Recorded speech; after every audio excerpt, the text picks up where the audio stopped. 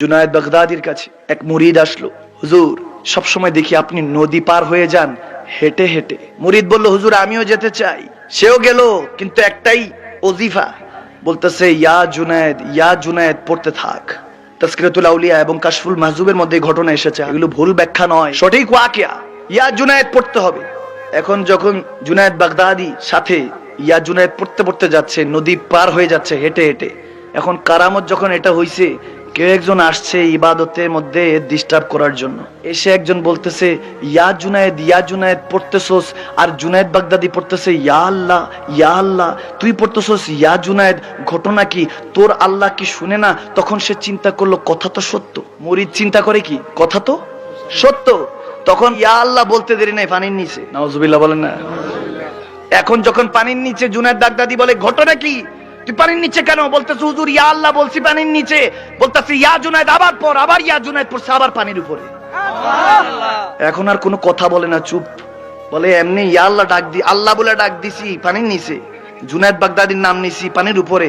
এখন আর কোনো কিছু জিজ্ঞেস করতে হবে না, পানির নিচে ডুইবা মরতে কে চায়? বলে ওই পারে যায় আনি, তারপর প্রশ্ন করবো। ওই পারে যাওয়ার পর বলতেছে ইয়া শেখ, ইয়া জুনায়েদ আল বাগদাদি, ঘটনা কি আমাকে একটু বলুন। আপনি আল্লাহকে ডাকছেন, আল্লাহ আপনারটা শুনলো, আমারটা শুনলো না। বলতেছে জুনায়েদ বাগদাদি, তুই যার পরামর্শ নিয়েছিস পরামর্শ ভালো, কিন্তু পরামর্শ দাতা হলো গালাত।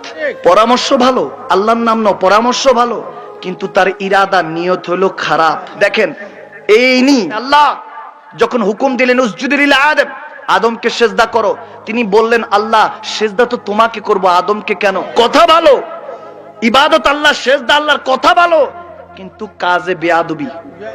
এই জন্য আপনাকে তালাশ করতে হবে আদব।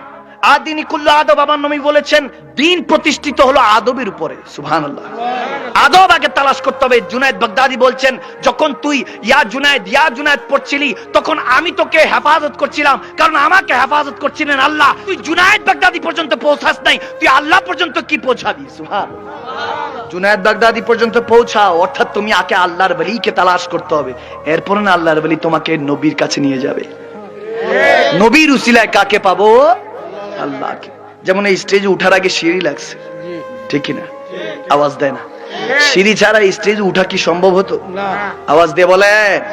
এখন যারা বলে না হুজুর উসিলা মানি না, কোরআনই যথেষ্ট, মা বাবাই যথেষ্ট, উসিলা মানি না, যেখানে আমার আল্লাহ হুকুম দিচ্ছেন ওয়াবতাগু ইলাইহিল ওয়াসিলা, ওসিলা তালাশ করো।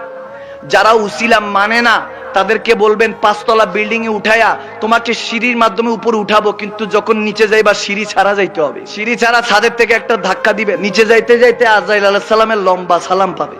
আজরাইল আলাইহিস সালাম বলবে কিতা খবর বালানি, ঠিক না?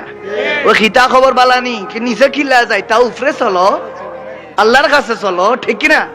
আসতেও আপনার উসিলা লেগেছে মা বাবা, দাদা দাদি, নানা নানি, তাদের পূর্বপুরুষরা। আওয়াজ দেয় না। আজ তো উসিলা লেগেছে, কত উসিলা লেগেছে আপনি নিজেও জানেন না। এমনি ভাবে যেত আপনার উসিলা লাগবে, ওলিউল্লাহ লাগবে, নবিউল্লাহ লাগবে, আল্লাহকে পেতে হলে, ঠিক না?